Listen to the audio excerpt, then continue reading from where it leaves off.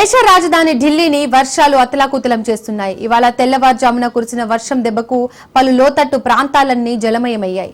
అయితే ఢిల్లీ ఎన్సీఆర్ లో ఈదురుగాలులు, ఉరుములు, మెరుపులతో కూడిన భారీ వర్షం కురిసింది. దీంతో నగరంలోని ప్రధాన జంక్షన్లలో భారీగా ట్రాఫిక్ జామ్ సంభవించింది. ఈ క్రమంలోనే వాతావరణ శాఖ ఢిల్లీకి రెడ్ అలర్ట్ జారీ చేసింది.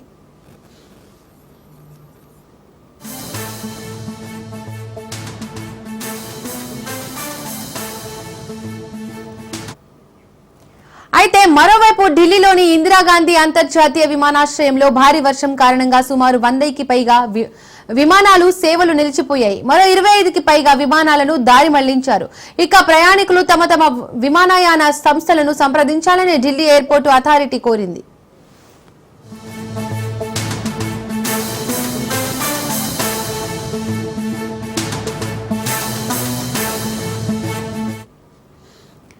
కాగా ఢిల్లీ నగరంలోని అనేక ప్రాంతాలలో 5 నుండి 8 సెంటీమీటర్ల వర్షపాతం నమోదైంది అని వాతావరణ శాఖ తెలిపింది.